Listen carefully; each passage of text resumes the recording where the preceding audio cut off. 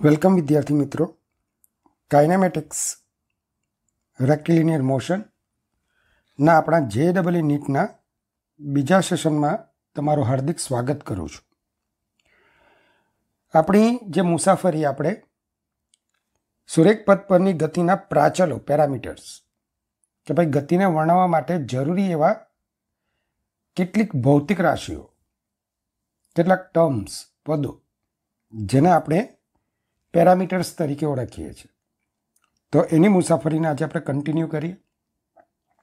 સૌથી પહેલું છે સરેરાશ વેગ, એવરેજ વેલોસિટી. તો ઘણી વખત કાપેલો અંતર અથવા એકલું સ્થાનાંતર મહત્વનું નથી, પરંતુ એ કેટલા સમયમાં કપાય છે એ બહુ મહત્વનું બની જાય છે. કોણ વધુ ઝડપી છે, આ એક બાબત વિશ્વમાં સૌથી ચર્ચાતી બાબત છે કે ભાઈ તમે કોઈ રેસમાં ભાગ લો છો. મેં પણ ભાગ લીધો. 100 મીટર એક મસ્ત ચાલીને હું જાઉં તો મને કોઈ મેડલ મળવાનું નથી. હા, જો જેમ ઓછા સમયમાં હું 100 મીટર અંતર કાપું અને બધા કરતાં ઓછા સમયમાં જો મેં 100 મીટર અંતર કાપ્યું તો એ ગોલ્ડ મેડલ મને જ મળે. તો આ વખતે અંતર બધા સરખું જ કાપે છે, પણ જેનો સમય ઓછો છે એની ગતિ ઝડપી છે, આપણે એમ બોલીએ છીએ. અને એના પરથી ધોરણ 9માં 8માં પ્રાથમિક ધોરણોમાં પણ તમે આ ભૌતિક રાશિનો અભ્યાસ કર્યો. તો સરેરાશ વેગ એટલે શું? તો કે આપેલા સમયગાળામાં કણના સ્થાનાંતર અને આ સમયગાળાના ગુણોત્તરને આપણે કણનો સરેરાશ વેગ કહીએ છીએ. તો આમ કણનો સરેરાશ વેગ એટલે સ્થાનાંતર છેદમાં સમયગાળો. હવે એક્સ અક્ષ પર થતી સુરેખ ગતિ માટે જો આપણો કણ ડેલ્ટા ટી સમયમાં ડેલ્ટા એક્સ જેટલું સ્થાનાંતર અનુભવે તો વી એવરેજ અથવા એવરેજ વી, ઘણી વખત લોકો આને V12 લખે છે. ઘણી વખત શું લખે છે? V12 લખે છે. આપણે એને બદલે વી એવરેજ આવું લખીશું. કેમ મેં V12 કાઢી નાખ્યું? તેનું કારણ છે જે હું તમને પછીથી કહીશ. આજે જ કહીશ પણ પછીથી કહીશ. તો જનરલી આપણે V12 લખીશું નહીં. V12 એટલે સામાન્ય રીતે મધ્યક, અવલોકનોનો સરવાળો છેદમાં અવલોકનોની સંખ્યા, આપણે આવું બોલીએ છીએ. તો અહીં આપણે વી એવરેજ અથવા average v delta x by delta t is equal to, છેલ્લા સેશનમાં શું ભણ્યા? Final position minus initial position XF minus XI upon TF minus TI, અંતિમ સમય ઓછા પ્રારંભિક સમય. આપણે આવું લખી શકીએ. સામાન્ય રીતે ધન x દિશામાંના વેગને ધન અને ઋણ x દિશામાંના વેગને આપણે ઋણ ગણીશું. આનો ઉપયોગ આ રીતે પણ આવશે કે તમને કણનું સ્થાન x અથવા x ઓફ ટી વડે દર્શાવાશે કે ભાઈ ટી સમયે કણનું સ્થાન x ઓફ ટી, અને તમે x ઇન્ટુ ટી નહીં વાંચતા, x એ ટી પર આધાર રાખે છે એવું સમજાય. ઇઝ ઇક્વલ ટુ, સમજી લો તમને સમીકરણ આપ્યું છે t² + 3. તો t બરાબર 0 થી t બરાબર 3 સેકન્ડ સમયગાળાનો સરેરાશ વેગ શોધો. તો તમે શું કરશો? Average v delta x by delta t, delta x તમારા એક્સ ઓફ ટી શું છે? ટી સમયનું સ્થાન. તો અહીંયા આપણો સમયગાળો કયો છે? 0 થી t બરાબર 3. તો x of 3 minus x of 0 divided by 3 minus 0. Final time 3, initial time 0. તો 3 માઇનસ 0 આપણો સમયગાળો. ચલો, x ઓફ 3 નો મતલબ શું? તો કે આ જે સમીકરણ છે ને એમાં જ્યાં t દેખાય ત્યાં તમારે શું મૂકવાનું છે? 3. તો 3નો વર્ગ વત્તા 3 ઓછા એક્સ ઓફ 0નો મતલબ શું? તો આ સમીકરણમાં જ્યાં ટી દેખાય ત્યાં આપણે 0 મૂકીશું. તો 0નો વર્ગ 0 પ્લસ 3. તમે જોઈ શકશો 3નો વર્ગ 9 વત્તા 3 ઓછા 3 ડિવાઇડેડ બાય 3, મતલબ કે 9/3. તમારો આન્સર શું આવશે? 3 મીટર પર સેકન્ડ. ચાલો, આપણે સુરેખ માર્ગ પરની ગતિ ભણીએ છીએ. તો સામાન્ય રીતે ધન એક્સ દિશામાંના વેગને ધન અને ઋણ એક્સ દિશામાંના વેગને આપણે ઋણ ગણીશું. આ જ રીતે ધન વાય દિશામાંના વેગને ધન અને ઋણ વાય દિશામાંના વેગને ઋણ ગણીશું. પણ આ સંજ્ઞા પદ્ધતિ કોની છે? તો કે આપણા બાપની છે. મારી મરજી, મારે કોઈ પણ દિશામાંના વેગને હું ધન ગણી શકું છું. પણ રૈવાજિક રીતે રિવાજ પ્રમાણે જે ચાલતું આવેલું છે તો એ મુજબ આપણે ધન એક્સ કે ધન વાય દિશામાંના વેગને ધન અને એનાથી વિરુદ્ધ દિશામાંના વેગને આપણે ઋણ ગણીશું. કારણ કે એક પરિમાણિક ગતિમાં માત્ર 2 જ દિશા હશે. ચાલો, હવે આવે છે સરેરાશ ઝડપ, એવરેજ સ્પીડ. તો આપેલા સમયગાળામાં કણે કાપેલા કુલ અંતર અને તે માટે લાગતા સમયગાળાના ગુણોત્તરને આપણે કણની સરેરાશ ઝડપ કહીએ છીએ. જો આપેલા ટી સમયગાળામાં કણે કાપેલું અંતર એસ હોય તો કણની સરેરાશ ઝડપ વી એવરેજ અથવા એવરેજ વી S/T થાય. કાપેલું કુલ અંતર એસ, સમય ટી છે. બીજી એક બાબત વિદ્યાર્થી મિત્રો કે અહીં તમે જ્યારે S/T લખો છો, સંકેત બંનેમાં એવરેજ સ્પીડ અને એવરેજ વેલોસિટી, સરેરાશ વેગ અને સરેરાશ ઝડપના સંકેત મેં સરખા લીધા છે. એક પારિમાણિક ગતિ છે એટલા માટે. પણ જ્યારે દ્વિપારિમાણિક એટલે કે સમતલમાં ગતિ આવશે ત્યારે વેગને આપણે ઉપર વેક્ટરનું ચિહ્ન મૂકીને દર્શાવીશું. આ રીતે આપણે વેક્ટરનું ચિહ્ન મૂકીને દર્શાવીશું. તો બંનેમાં છેતરાતા નહીં. સરેરાશ ઝડપ કે સરેરાશ વેગનો SI એકમ મીટર પર સેકન્ડ છે. હવે આપણે છેલ્લા સેશનમાં ભણી ગયા કે જ્યારે કોઈ કણ ગતિ કરતો હોય તો એના સ્થાનાંતરનું મૂલ્ય એની પથ લંબાઈ જેટલું કે એની કરતાં ઓછું હશે. સમયગાળા તો બંને માટે સેમ જ છે. મેં તમને વાત કરેલી, તમને ખ્યાલ હશે કે હું A થી B તરફ ગતિ કરું છું. આ દરમિયાન ધારો કે 40 કિલોમીટર મારી પથ લંબાઈ છે અને મારું સ્થાનાંતર 25 કિલોમીટર છે. પણ A થી B પર પહોંચવા માટે લાગતો સમય તો ધારો કે 1 કલાક સમાન જ છે. તો આ કિસ્સામાં મારી સરેરાશ ઝડપ શું કહેવાશે? તો કે પથ લંબાઈ 40 કિલોમીટર છેદમાં સમયગાળો 1 કલાક, મતલબ કે બોલશો તમે 40 કિલોમીટર પ્રતિ કલાક. અને જો મારો સરેરાશ વેગ તમે કહેશો તો 25 કિલોમીટર દક્ષિણ દિશામાં મારું સ્થાનાંતર છે. દિશાઓનો પણ નોલેજ છે જ તમને, ઉત્તર, દક્ષિણ, પૂર્વ, પશ્ચિમ. દિશાને ભૂલતા નહીં. તો 25 કિલોમીટર પ્રતિ કલાક દક્ષિણ દિશામાં આ મારો વેગ થયો, સરેરાશ વેગ. તો અહીંયા સરેરાશ વેગનું મૂલ્ય કેટલું મળશે? 25 કિલોમીટર પ્રતિ કલાક, જે 40 કરતાં ઓછું છે. પણ ધારો કે હું A થી B સીધો જ ગયો હોઉં તો મારી પથ લંબાઈ અને સ્થાનાંતર સરખું જ થાય. તો આપણે શું વાત કરેલી? સ્થાનાંતરનું મૂલ્ય એ પથ લંબાઈ જેટલું કે તેના કરતાં ઓછું. જો બંનેને સમયગાળા વડે ભાગીએ તો કણના સરેરાશ વેગનું મૂલ્ય એ કણની સરેરાશ ઝડપના મૂલ્ય જેટલું અથવા એના કરતાં ઓછું મળે. વિદ્યાર્થી મિત્રો, આના પર કેટલાક એક્ઝામ્પલ્સ અને જરૂરી સૂત્રોની તારવણી આપણે કરવાની છે.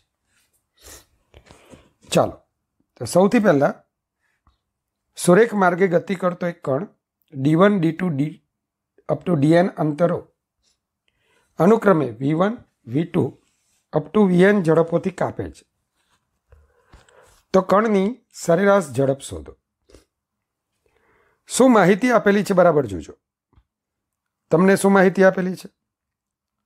અંતરો આપ્યા છે D1, D2 up to DN.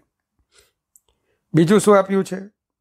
ઝડપો આપી છે કે ભાઈ D1 અંતર V1 ઝડપથી, D2 અંતર V2 ઝડપથી અને DN અંતર VN ઝડપથી કપાય છે. આ માહિતી તમને ત્યાં આપેલી છે. શું નથી આપ્યું? તો કે ભાઈ D1 અંતર V1 ઝડપથી કપાયું પણ કેટલા સમયમાં? તો એ સમય આપણે ધારી લઈએ T1. D2 અંતર V2 ઝડપથી કપાયું કેટલા સમયમાં? T2 સમયમાં. આ જ રીતે DN અંતર TN સમયમાં કપાય. પણ વિદ્યાર્થી મિત્રો ધ્યાન આપજો, સમયની માહિતી આપણને રકમમાં આપી નથી. અને અત્યારથી નોંધી લો, તમારો જે જવાબ આવશે ને એ આપેલા પદોના સંદર્ભમાં આવવો જોઈએ. મતલબ કે અંતિમ જવાબ D અને Vના સ્વરૂપમાં જ આવવો જોઈએ. તો હવે કણની સરેરાશ ઝડપ શું વ્યાખ્યા ભણ્યા આપણે? કાપેલું કુલ અંતર અથવા પથ લંબાઈ છેદમાં સમયગાળો અથવા કુલ સમય. ચલો, એવરેજ V કાપેલું કુલ અંતર D1 plus D2 plus up to DN અને કુલ સમય T1 plus T2 plus up two TN. શું નથી આપ્યું? સમય નથી આપ્યા, તો સમયને કાઢવા પડશે. તો તમે જાણો જ છો ઝડપ બરાબર અંતરના છેદમાં સમય. તો સમય નથી આપ્યા, અંતરના છેદમાં ઝડપ. ચાલો, T1 સમયમાં D1 અંતર V1 ઝડપથી કપાય.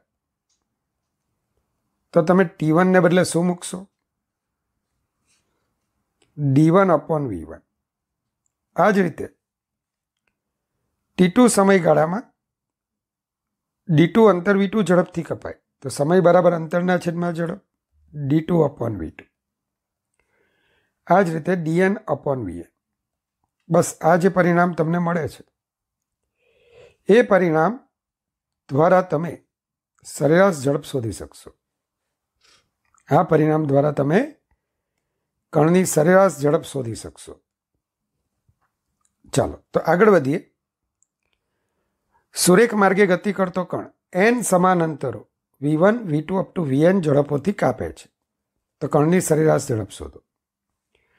દાખલા તરીકે મારો મિત્ર કથન એવું નક્કી કરે છે કે હું રોજ 4 કિલોમીટર ચાલીશ, પણ એ 4 કિલોમીટરને એ 1 કિલોમીટરમાં ડિવાઈડ કરે છે, 4 સરખા ભાગમાં 1 કિલોમીટરના, અને પ્રત્યેક કિલોમીટર પછી પોતાની ઝડપ બદલી નાખે છે. હા, એ 1 કિલોમીટરના સમયગાળામાં એની ઝડપ કંઈક નિશ્ચિત છે, અચળ છે, પણ પછીનું 1 કિલોમીટર અંતર એ અન્ય ઝડપથી કાપે છે.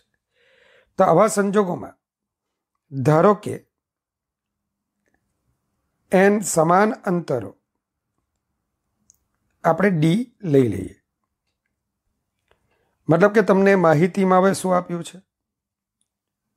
D, D, D જેવા n સમાન અંતરો આપેલા છે. ઝડપો આપી છે V1, V2, V3 અને nમું જે D અંતર હોય તેના માટે VN. અહીં પણ શું નથી આપ્યું? સમયો નથી આપ્યા. તો ધારી લઈએ T1, T2, T3, TN. આ આપ્યા નથી, એટલે અંતિમ જવાબમાં T વગરના પદો આવવા જોઈએ. માટે કણની સરેરાશ ઝડપ, કણની સરેરાશ ઝડપ એવરેજ V કાપેલું કુલ અંતર, તો D plus D plus D plus D કેટલી વખત? n વખત, છેદમાં કુલ સમયગાળો T1 plus T2 plus T3 plus up two TN. સમય નથી આપ્યા, તો ઝડપ બરાબર અંતરના છેદમાં સમય. તો સમય બરાબર અંતરના છેદમાં ઝડપ.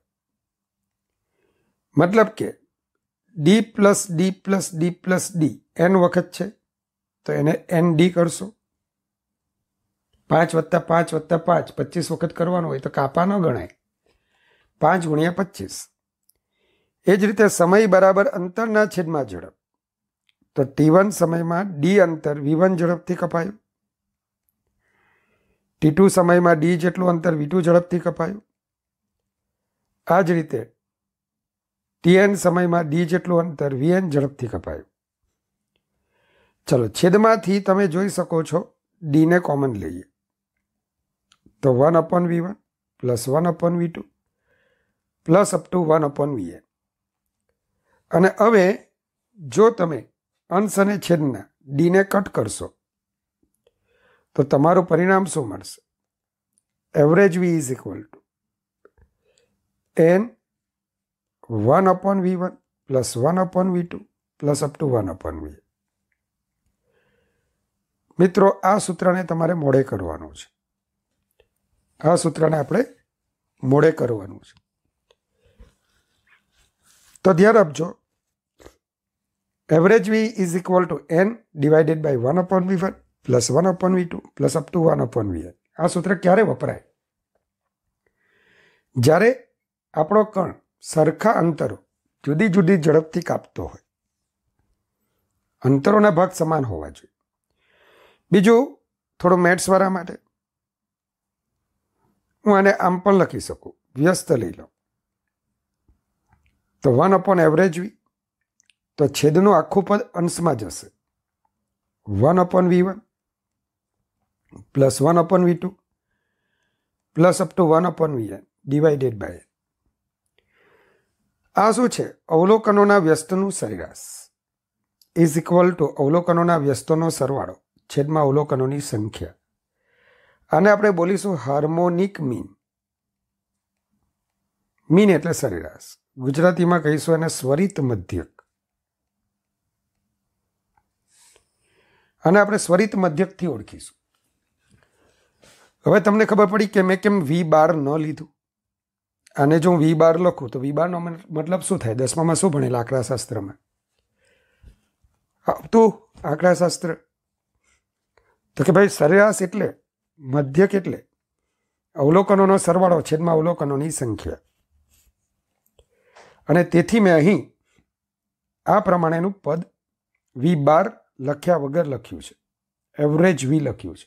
તમે આને બદલે v એવરેજ પણ લખી શકો, VAV અથવા VAVG.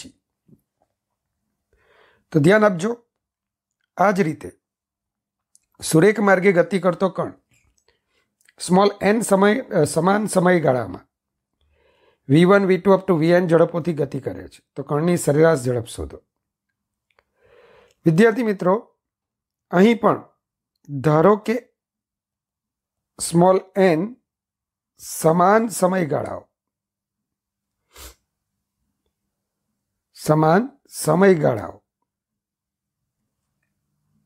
સ્મોલ t સમયના છે.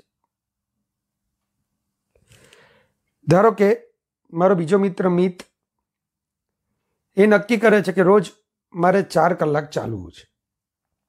તો એ 4 કલાકને અડધા કલાકમાં વિભાજિત કરે, મતલબ કે એને આવા 8 વિભાગો મળશે અડધા કલાકમાં. અને પ્રત્યેક અડધા કલાકે પોતાની ઝડપ ચેન્જ કરે છે. પહેલા અડધા કલાકમાં 20 કિલોમીટર પ્રતિ કલાક, બીજા અડધા કલાકમાં 10 કિલોમીટર પ્રતિ કલાક. તો અહીં સમયગાળાઓ આપણે લીધા છે.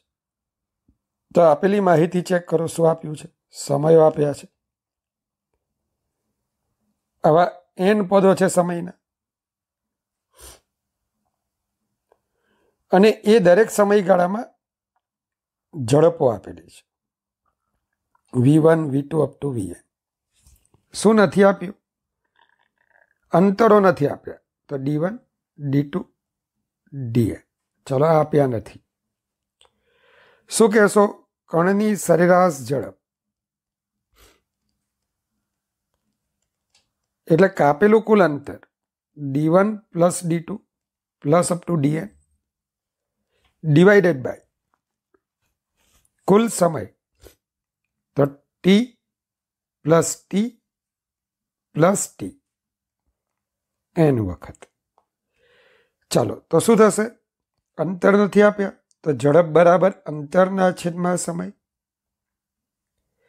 તો અંતર બરાબર ઝડપ ગુણ્યા સમય. મતલબ કે d1 અંતર v1 ઝડપથી t સમયમાં કપાયું છે. d2 અંતર v ઝડપથી v2 ઝડપથી t સમયમાં કપાયું છે. તો dn માટે શું લખશો? vn ઇન્ટુ t અને નીચે આવશે nt. હવે અંશમાંથી તમે t ને બહાર લઈ લો તો v1 plus v2 plus up to vn upon nt. તો વિદ્યાર્થી મિત્રો t અને t કટ થશે તો v1 plus v2 plus up to vn divided by n. અને આને તમે v12 થી લખી શકો. કારણ કે આ વખતે અવલોકનોનો સરવાળો એટલે કે ઝડપોનો સરવાળો છેદમાં ઝડપોની સંખ્યા. અને આને બોલીશું આપણે એરિથમેટિક મીન. ચાલો, આટલી સમજ પડી ગઈ? તો આગળ વધીએ. તો વિદ્યાર્થી મિત્રો, આગળના ક્વેશ્ચન પર ધ્યાન આપીએ. સુરેખ માર્ગે ગતિ કરતી એક કાર 2/5 2/5 જેટલું અંતર v1 ઝડપથી અને બાકીનું અંતર v2 ઝડપથી કાપે છે. તો કારની સરેરાશ ઝડપ શોધો. હવે થોડું શાંતિથી વિચારો ને. તો 2/5 અંતર મતલબ કે તમને જે અંતર આપ્યું છે એના 5 ભાગ કરવાના છે. 1 2 3 4 અને 5. હવે 5 સરખા ભાગો કરવાના છે. ચાલો, હવે આમાંથી 2 ભાગ 2/5 એટલે 2 ભાગ આટલા અંતરમાં ઝડપ v1 રહે છે. હવે બાકી કેટલા ભાગ રહ્યા? તો 2/5. તો ભાગ આખો 1 કહેવાય. તો 1માંથી 2/5 બાદ કરો તો 3/5. 3 ભાગોમાં એની ઝડપ v2 થાય છે. તો સરખા અંતરના ભાગો છે એટલે કથનનો પ્રશ્ન કે જે 4 કિલોમીટર અંતરને સરખા ભાગમાં ડિવાઈડ કરતો હતો. તો અહીંયા પણ 5 ભાગો છે. તો કણની સરેરાશ ઝડપ કયું સૂત્ર લેશો? n ભાગો 1/v1 પ્લસ 1/v2. તો અહીંયા ટોટલ ભાગો છે 5. જેમાંના જે 2 ભાગ છે ત્યાં 1/v1 પ્લસ 1/v1 અને બાકીના 3 ભાગ છે ત્યાં 1/v2 plus 1/v2 plus 1/v2. તમે આને ડાયરેક્ટ પણ આમ લખી શક્યા હોત 2/v1 પ્લસ 3/v2. ચાલો, તો શું આવશે? 5 2v1 plus 2v2 plus 3v1 divided by v1 v2. લસા લીધો. છેદના v1 v2 ના અંશમાં લઈ જાઓ તો 5v1 v2 upon 3v1 plus 2v2. આ રીતે તમે સરેરાશ ઝડપ શોધી શકશો. તો કયું સૂત્ર ક્યાં વાપરવાનું? બસ એ જ આવડતું હોવું જોઈએ કે ભાઈ અંતરોના સમાન ભાગ છે તો આપણે આ રીતનું સૂત્ર મેળવીએ. ચાલો, JEE એડવાન્સમાં લગભગ પૂછાયેલો પ્રશ્ન છે.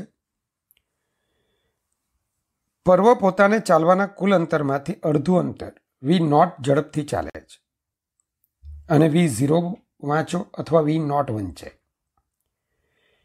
તો v0 ઝડપથી અથવા v0 ઝડપથી ચાલે છે. બાકીના અડધા અંતર ચાલવા માટે લાગતા કુલ સમયના અડધા સમયમાં પર્વ v1 ઝડપથી ચાલે છે અને બાકીના અડધા સમયમાં પર્વ v2 ઝડપથી ચાલે છે. તો પર્વની સરેરાશ ઝડપ શોધો. ચાલો, તો સૌથી પહેલા પર્વ ચાલવાના કુલ અંતરમાંથી અડધું અંતર.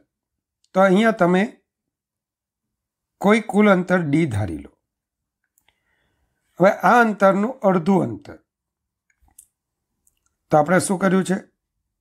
અંતર d/2 અંતર d/2. સાદા શબ્દોમાં તો કે અંતરના બે ભાગ કર્યા છે. પહેલા ભાગમાં ઝડપ કેપિટલ V1 નામ આપું તો એ V0 છે. જો મને બીજા ભાગની ઝડપ V2 મળી જાય, બીજા ભાગની ઝડપ કેપિટલ V2 મળી જાય, તો સરેરાશ ઝડપમાં બે સરખા અંતરો એટલે 2/1 capital V1 plus 1 capital V2 લખી શકું.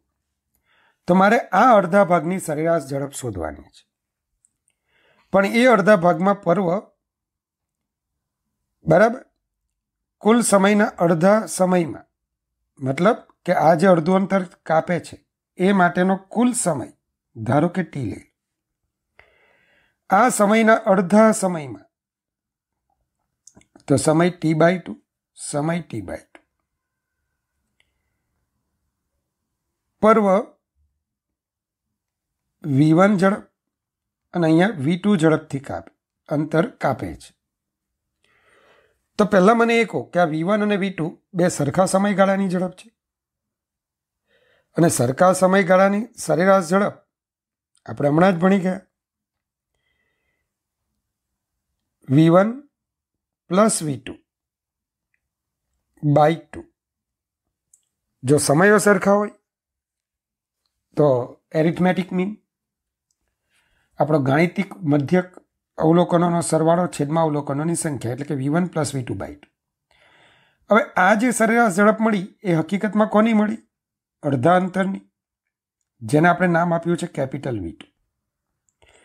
તો પહેલા અડધા અંતરની સરેરાશ ઝડપ capital V1 is equal two V0, અને બીજા અડધા અંતરની સરેરાશ ઝડપ capital V2 is equal two V1 plus V2/2. તો આમ પર્વની સરેરાશ ઝડપ સમગ્ર મુસાફરીની સરેરાશ ઝડપ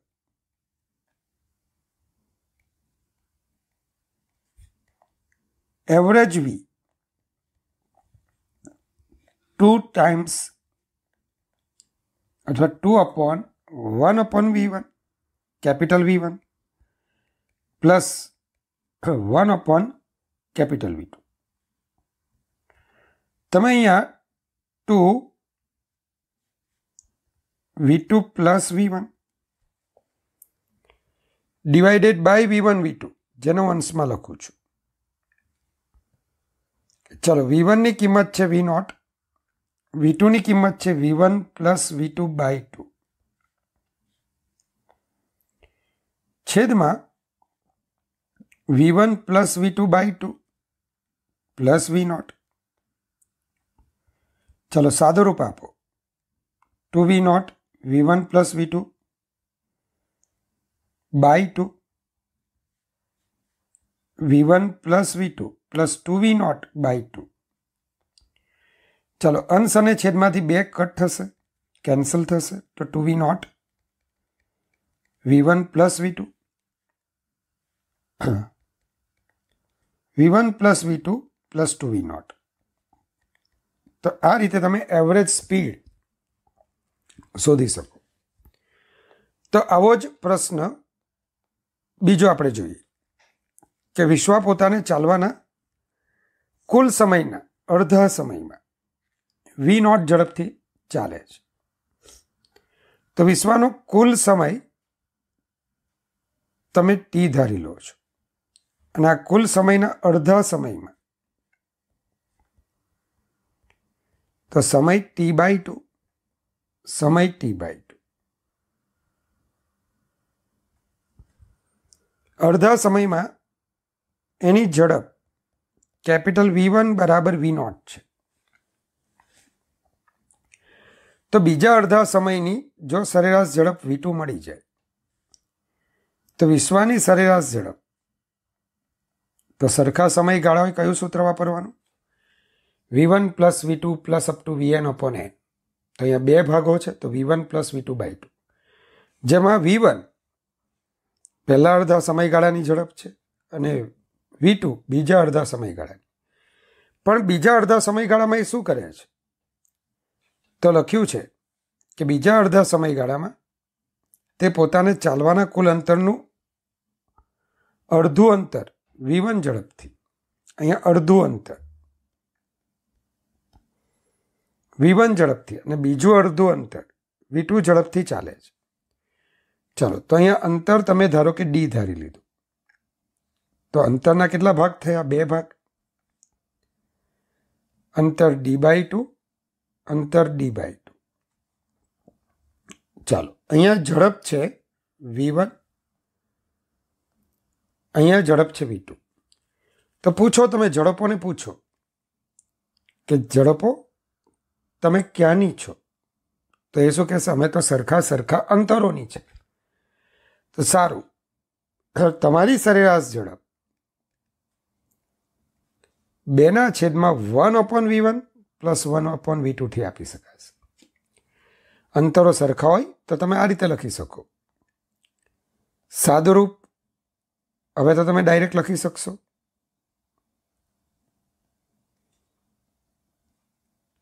ચાલો, માટે વિશ્વની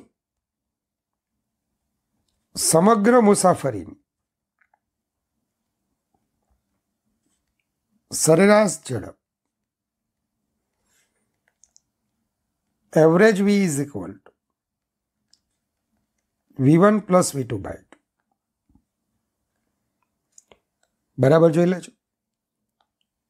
હવે V1 ની કિંમત મૂકીએ V0, V2 2V1 V2 upon V1 plus V2 divided by 2. સાદુરૂપ આપીએ તો V0 in the bracket V1 plus V2 plus 2V1 V2 અને છેદમાં 2V1 plus V2. અહીંયા મેં લસા લીધો અને છેદમાં V1 plus V2 લખી દીધા. ચલો, આ રીતે તમે સરેરાશ ઝડપ શોધી શકશો. તો આટલા દાખલા, આટલા એક્ઝામ્પલથી તમે સરેરાશ ઝડપ શોધતા શીખી શકો.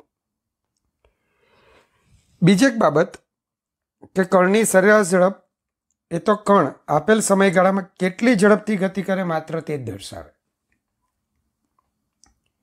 અને સરેરાશ ઝડપ જાણવાથી કણના ગતિમાર્ગ પરના જુદા જુદા બિંદુ પાસેની ઝડપો વિશેની માહિતી મળતી નથી. તો એ માટે આપણે શું ભણીએ છીએ? તત્કાલીન ઝડપ. તત્કાલીન ઝડપ એટલે શું? તો ભાઈ કોઈ સમયગાળામાં મળતી કણની સરેરાશ ઝડપ એ તો માત્ર તે સમયગાળામાં કણે કેટલી ઝડપથી ગતિ કરી છે માત્ર તે જ દર્શાવે છે. દાખલા તરીકે હું મારા ઘરથી મુસાફરી કરું છું અને મારી સ્કૂલે જાઉં છું. આ દરમિયાન મેં 30 કિલોમીટરનું અંતર કાપ્યું છે અને સમયગાળો મને થયો છે અડધો કલાક. મતલબ કે મારી સરેરાશ ઝડપ 30 kilometre divided by half hour 60 kilometre પ્રતિ કલાક. તો શું આનો મતલબ તમે એમ કરશો કે હું મારા ઘર પાસેથી 60ની સ્પીડે જતી એક કારમાં કૂદકો મારીને બેસી જાઉં છું. પછી આ કાર આખા માર્ગ પર 60ની સ્પીડે ગતિ કરીને મને સ્કૂલ પાસે લાવે છે અને જેવો સ્કૂલ આવે એટલે હું ત્યાંથી કૂદકો મારીને ઉતરી જાઉં છું. તો તમે આવું વિચારશો? હા, 1% હોઈ શકે છે, બની શકે છે. પણ 99% કિસ્સાઓમાં હું મારા ઘરેથી નીકળું છું, મારા દીકરાને આવજો કહીને નીકળું છું. ત્યારબાદ મારી જે કાર છે એની સ્પીડ 0થી વધીને કંઈક થાય છે, હાઈવે પર પહોંચું છું. કોઈ વૃદ્ધ માણસ મને ઓવરટેક કરીને જાય છે, મારું જુવાન લોહી ઉકળી જાય છે કે આ ભાઈ મને ઓવરટેક કરવાના, તો મેં 120ની સ્પીડે ગાડી ચલાવી. પછી તરત ખ્યાલ આવે ઝડપની મજા, મોતની સજા, પાછા માપમાં આવી ગયા. અને 60ની સ્પીડ અથવા 50ની સ્પીડથી ફરી પાછો હું ગાડી ધીમી કરીને હંકારું છું અચાનક ટ્રાફિક સિગ્નલ આવે છે, એક સારા નાગરિક તરીકે ટ્રાફિકના નિયમનું હું પાલન કરું છું, મારી ઝડપ ઘટીને શૂન્ય પણ થાય છે, અંતે સ્કૂલે પહોંચીને પાર્કિંગમાં હું ગાડીને પાર્ક કરું છું જ્યાં મારી ઝડપ 0 મળે છે. આમ મારી સમગ્ર મુસાફરી સતત બદલાતી જતી ઝડપવાળી છે. મને કોઈ એમ પૂછે કે તમે ગતિપથના ફલાણા બિંદુ પાસે છો, સી બિંદુ પાસે, ત્યાં તમારી ઝડપ કેટલી? તો તમે કેવી રીતે નક્કી કરશો? તો કે તમે તે ક્ષણે તમારું સ્પીડોમીટર જુઓ છો. આ સ્પીડોમીટર જો એનાલોગ હોય, મતલબ કે કાંટાવાળું હોય, તો તમને એ સમયે જે કાંટો હોય એ જે સ્પીડ બતાવે, ધારો કે 80, તો તમે તરત કહેશો કે હું 80ની સ્પીડે છું, 80 કિલોમીટર પ્રતિ કલાકની ઝડપે છું. ડિજિટલ હશે તો એ આંકડો તરત ડિસ્પ્લે થતો હશે. તો પ્રશ્ન એ છે કે આપણું સ્પીડોમીટર હકીકતમાં શું માપે છે? હકીકતમાં એ શું માપે છે? અને બીજું કે જેવું મેં તમને પૂછ્યું, અથવા મને કોઈકે પૂછ્યું તમારી સ્પીડ કેટલી સી બિંદુ પાસે, હું કહું 80, અને અચાનક માર્ગમાં કોઈ ભેંસ દેખાય મને, તો હું બ્રેક મારું, તરત સ્પીડોમીટરનો કાંટો ઓછી સ્પીડ બતાવવા લાગે છે. મતલબ કે 80 કિલોમીટર પ્રતિ કલાક એ મારી કોઈ ચોક્કસ ક્ષણની ઝડપ હતી. આ ઝડપને આપણે બોલીએ છીએ તત્કાલીન ઝડપ, ઇન્સ્ટન્ટેનિયસ સ્પીડ. શું બોલીએ છીએ? Instantaneous speed. તો ધ્યાન આપજો, કોઈ સમયગાળામાં મળતી કણની સરેરાશ ઝડપ એ તો માત્ર તે કણે તે સમયગાળામાં કેટલી ઝડપથી ગતિ કરી છે તે જ દર્શાવે છે. પરંતુ આ સમયગાળાની જુદી જુદી ક્ષણે કણની ઝડપ કેટલી છે તે વિશે ચોક્કસ માહિતી મળતી નથી. ધારો કે સમયની બે જુદી જુદી ક્ષણો ટી અને ટી વત્તા ડેલ્ટા ટી લેવામાં આવે, તો આ સમયે કણે કાપેલા અંતરો અનુક્રમે એક્સ અને એક્સ પ્લસ ડેલ્ટા એક્સ હોય, તો ડેલ્ટા ટી સમયગાળામાં કણે કાપેલું અંતર ડેલ્ટા એક્સ થાય. બરાબર છે? ટી સમય અંતર એક્સ હતું, ટી વત્તા ડેલ્ટા ટી સમય એક્સ પ્લસ ડેલ્ટા એક્સ. ધારો કે ટી સમય તરીકે આપણે 10 મિનિટ લઈએ, તો 10 મિનિટે મેં પ્રારંભથી લઈને 20 કિલોમીટર અંતર કાપ્યું હોય, અને ટી વત્તા ડેલ્ટા ટી ધારો કે 30 મિનિટ લો, ત્યાં મારું કાપેલું અંતર ધારો કે 25 કિલોમીટર થયું.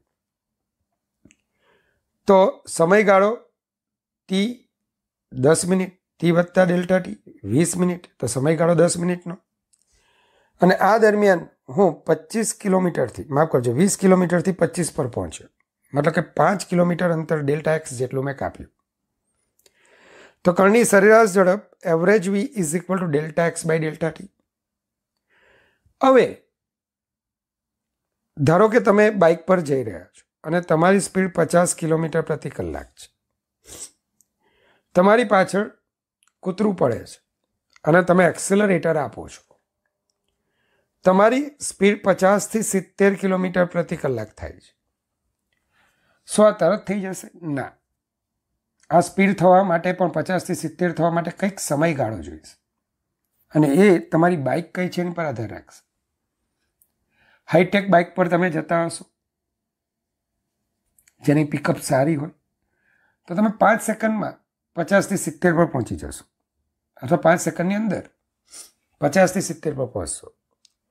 પણ જો તમારી પાસે યો બાઇક હશે, તો ઇલેક્ટ્રિક બાઇક, તો પછી ત્યાં કૂતરાની સાથે કોમ્પિટિશન ન થાય. પ્રેમથી બ્રેક મારીને યો બાઇકને ઊભી રખાય. કૂતરાને કહેવાય કે દુનિયા કરડી ગઈ છે ભાઈ, તું પણ કરડી જા, પણ એવી રીતે કરડજે કે જેથી હું બેસી શકું. મતલબ સ્થાન વિશેષ બરાબર સાફ રાખજે કે જેથી મને બેસવામાં અગવડ ન થાય.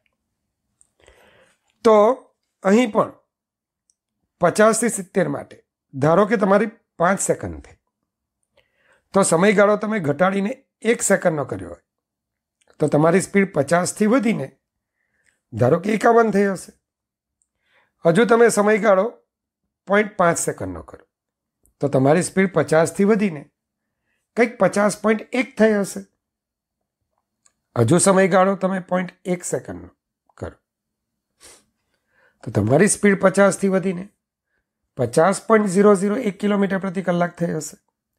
હજુ સમયગાળો 0.0001 સેકન્ડ કરો તો હવે તમારી સ્પીડ 50થી વધીને 50.00001 થઈ હશે. કંઈક વધી છે, પણ જે વધારો થયો છે અવગણ્ય છે. આથી આપણે એમ કહી શકીએ કે આટલા નાના સમયગાળા તમારી ઝડપ બહુ બદલાવાની નથી. સ્પીડોમીટર એ આટલા સૂક્ષ્મ સમયગાળામાં તમે કાપેલું અંતર અને આ સૂક્ષ્મ સમયગાળાનો ગુણોત્તર માપે છે. અને આથી હું કહી શકું કે આ સમયગાળો કંઈ મોટો નથી. આથી તમે જે ક્ષણ પસંદ કરી હોય એ જ ક્ષણની એ આપણને શું બતાવે છે? તત્કાલીન ઝડપ, જેના વિશે મેં તમને વિકલનમાં સમજાવ્યું છે. બરાબર, વિકલનમાં મેં તમને સમજાવ્યું કે સમયગાળો જેમ નાનો થતો છે તેમ delta x by delta t એક ચોક્કસ કિંમત ધારણ કરે. હવે આ સમયગાળો નાનો કેટલો? તો શૂન્યવત નાનો, જેને દર્શાવવાનો સંકેત તમે જાણો છો, limit delta t tends to 0. સમયગાળો શૂન્યવત નાનો, પણ શૂન્ય નહીં, કારણ કે છેદમાં શૂન્ય આવશે, પદ અવ્યાખ્યાયિત થશે. તો સમયગાળો શૂન્યવત નાનો પણ શૂન્ય નહીં દર્શાવવાનો સંકેત limit delta t tends to 0 છે. શું વંચાય તે મેં લખ્યું છે અને શું સમજાય તે પણ મેં લખ્યું છે કે ભાઈ સમયગાળો ડેલ્ટા ટી શૂન્યને અનુલક્ષે છે. તો યાદ રાખજો, કોઈ પણ ભૌતિક રાશિને બદલવા માટે કંઈક તો સમય જોઈએ જ. જો તમે એ ભૌતિક રાશિને બદલવાનો સમય ઓછો ને ઓછો કરતા જાઓ તો એ નાના સમયગાળામાં ભૌતિક રાશિ બહુ બદલાતી નથી. તમને આ સેશન ભણાવતી વખતે આટલા સમયગાળામાં હું કેટલો વૃદ્ધ થયો હોઈશ? તો જવાબ છે, હું એવો ને એવો જ રહ્યો હોઈશ. શું મારી ચામડી એમાં અચાનક કરચલીઓ ખૂબ વધી ગઈ હશે? ના. તો મારી ઉંમર આટલા 1.5 કલાકના સમયગાળામાં કંઈક બહુ વધી નથી ગઈ. 1 કલાક 1.5 કલાક કે જે તમારો સમયગાળો હોય એમાં વધી નથી જતી, લગભગ એટલી જ સ્થિર રહે છે. કંઈક વધારો થાય છે જે આખી જિંદગીની સાપેક્ષે બહુ ઓછો છે. તો આમ સૂક્ષ્મ સમયગાળામાં સમયની હવે 2 ક્ષણો ટી અને ટી વત્તા ડેલ્ટા ટી. તો તેમાં તમે ડેલ્ટા ટીને તમે શું કરી નાખ્યું? શૂન્યવત નાનું. તો આ સમય પણ લગભગ ટી જ થઈ જાય. તો સમયની આ બંને ક્ષણો લગભગ એક જ કહેવાય. અને આ સમયગાળામાં, આ સૂક્ષ્મ સમયગાળામાં મળતી ઝડપને સ્મોલ ટી સમયની તત્કાલીન ઝડપ કહેવાય. સ્મોલ ટી સમયની શું કહેવાય? તત્કાલીન ઝડપથી ઓળખાય. માટે ટી સમયે તત્કાલીન ઝડપ વી બરાબર લિમિટ, હવે એવરેજનું ચિહ્ન નીકળી જાય તો વી બરાબર limit delta t tends to 0 delta x by delta t. વિદ્યાર્થી મિત્રો, આ વિકલિતની વ્યાખ્યા છે.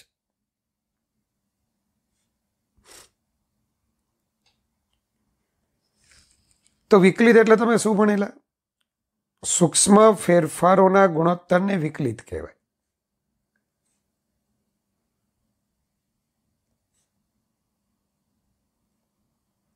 સૂક્ષ્મ ફેરફારોના ગુણોત્તરને શું કહેવાય? વિકલિત કહેવાય.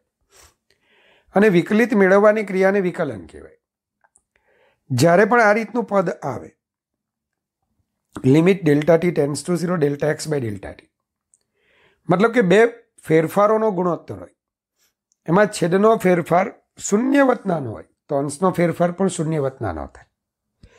સામાન્ય રીતે ડેલ્ટા સંકેત મોટા ફેરફારો માટે છે. સૂક્ષ્મ ફેરફારોનો સંકેત ડી આપણે લઈએ છીએ.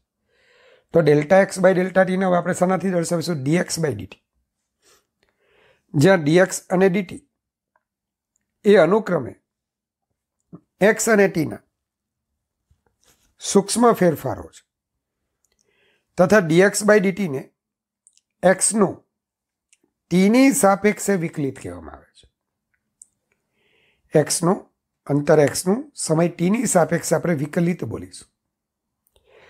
આ જ સિદ્ધાંત તત્કાલીન વેગ માટે મારે લખવો હોય તો સરેરાશ વેગ એટલે સ્થાનાંતરના છેદમાં સમયગાળો. અહીંયા ડેલ્ટા એક્સ સંકેત સ્થાનાંતર બતાવશે. ઉપરની થિયરીમાં ડેલ્ટા એક્સ સંકેત કાપેલું અંતર બતાવશે.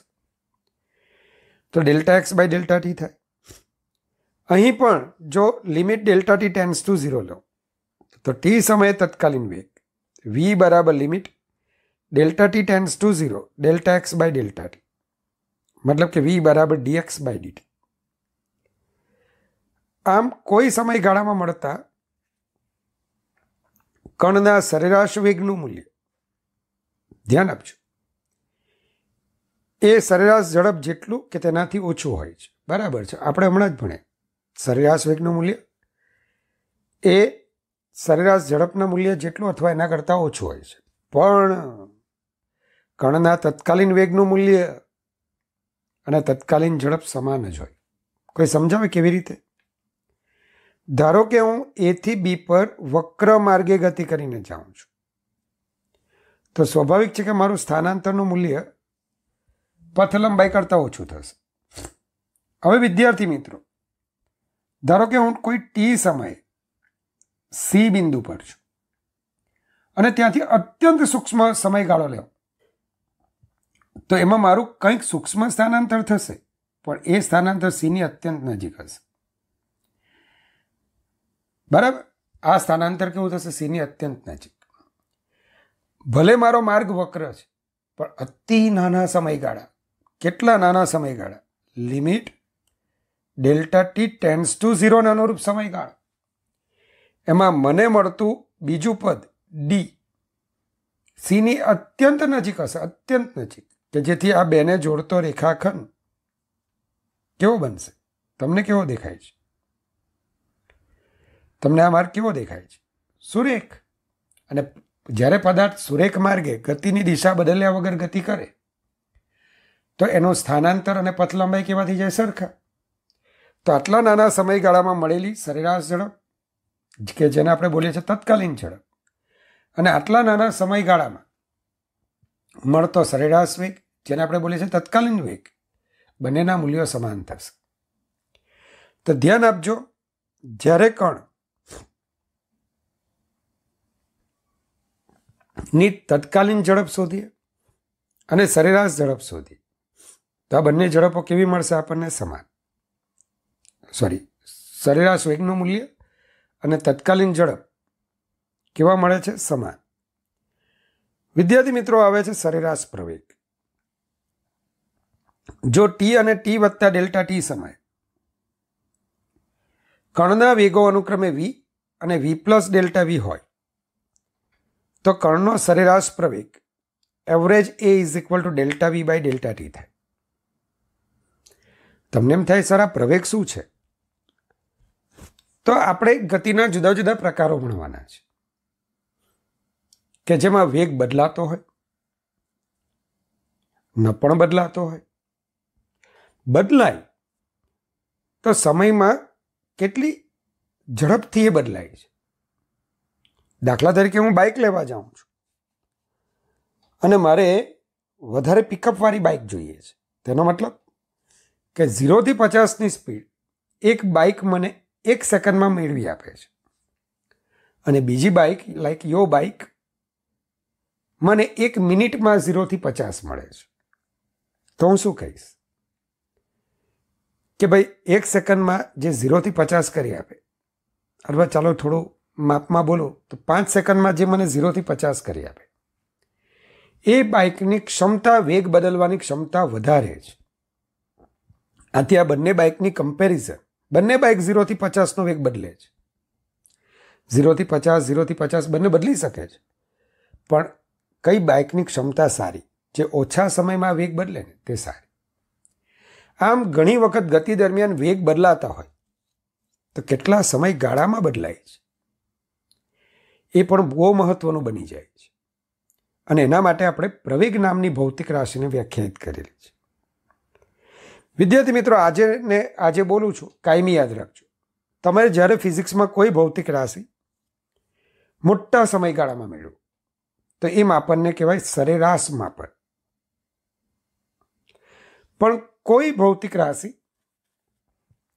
તમે સમયની ચોક્કસ ક્ષણે મેળવો છો, અર્થાત અત્યંત સૂક્ષ્મ સમયગાળામાં મેળવો છો, તો એને કહેવાય તત્કાલીન માપન. મોટા સમયગાળામાં મળતું માપન સરેરાશ, અત્યંત સૂક્ષ્મ સમયગાળામાં થયેલું માપન તત્કાલીન. તો અહીં સરેરાશ પ્રવેગ delta v by delta t એકમ સમયમાં થતા વેગના ફેરફારને પ્રવેગ કહે છે, અથવા વેગના ફેરફારના સમય દરને પ્રવેગ કહે છે. સરેરાશ પ્રવેગ જાણવાથી શું ન જાણી શકાય?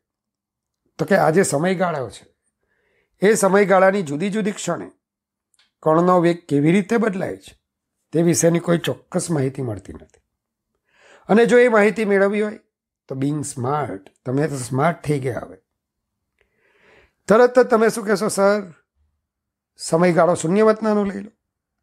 જ્યારે પણ આવા ફેરફારો આપ્યા હોય, છેદનો ફેરફાર શૂન્યવતનાનો લઈ લો તો આપોઆપ અંશનો ફેરફાર પણ શૂન્યવતનાનો બનશે.